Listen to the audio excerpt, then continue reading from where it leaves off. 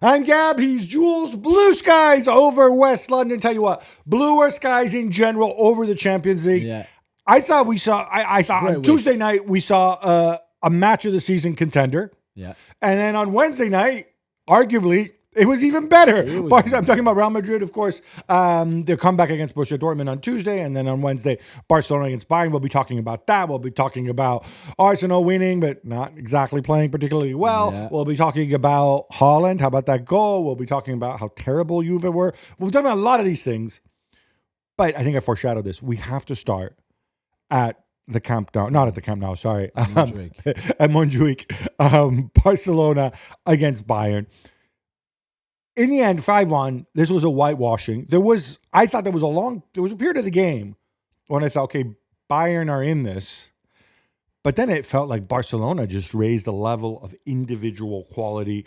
The fourth goal, some of those passes from Pedri and from Fermin Lopez, who, good player, but you wouldn't put him in the Pedri class in terms of passing. Lamine Yamal, and of course, Rafinha.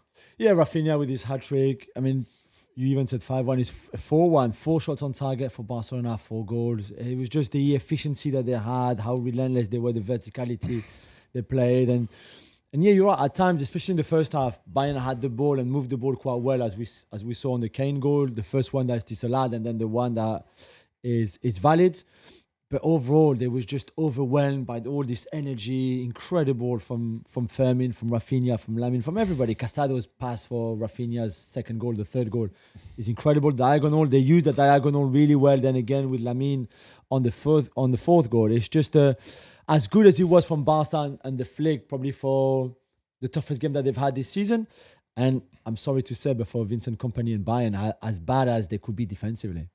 And of course, you said toughest game this season. They have another tough one at the weekend in the Clásico, and the injured guys are coming back later on. We're gonna break down. You've got Gavi coming back. You've got De Jong coming back. You've got Dani Olmo, maybe not ready for this game, but we're talking about how things work out long term.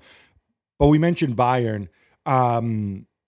Obviously, like, Musiala not fully fit, didn't start this game. No. He opted for Thomas Muller.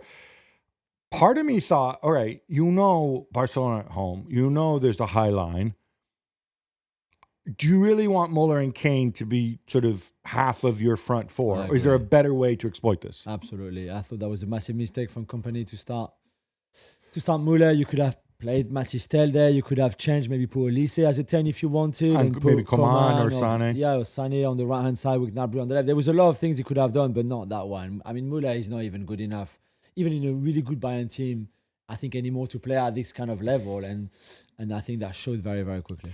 Talk about who also, I mean, you mentioned the efficiency. I thought the goalkeeping had a little bit to do with it with Bayern. Yep. Obviously, Manuel Neuer, absolute legend. I was watching Sky Italia afterwards. Fabio Capello comes on, and sometimes these ex-pros or ex-managers are more diplomatic. Other times, with some people, when they feel very strongly, they just put the boot in.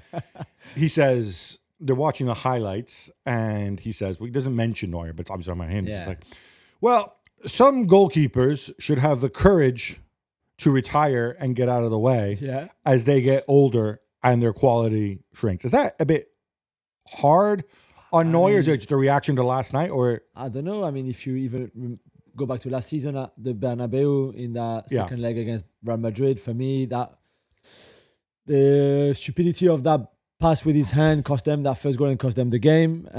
Against Villa is his mistake. And then again, last night I think he shot on the last goal. He should have saved it, really. There's a couple of times where he tried to play out from the back. One terrible pass, one that's blocked by Lamine.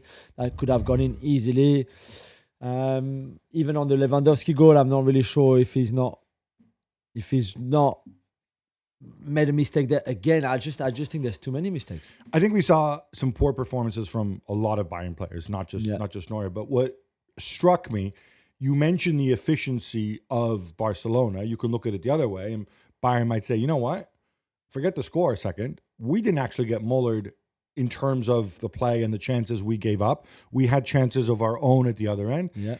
And maybe, and I know we disagree on this, the Fermin Lopez on Kim, where Kim does head the ball, but it ends up coming off the side of his head and going backwards because there's a hand on the back. for me, that goal should be disallowed. Yeah, no, I think it's fair debate. I just don't think there's enough in what Firmino does, who's half the size of Kim as well. To even bother Kim, Kim should be much stronger than that. But you're right. It goes 2-1 for Barcelona, and that's the massive turning point in the game too. We're going to break this down a little further, talk about Barcelona heading into the Clásico, talk about Bayern and what's wrong. All of this coming up on the Gab and Jules podcast.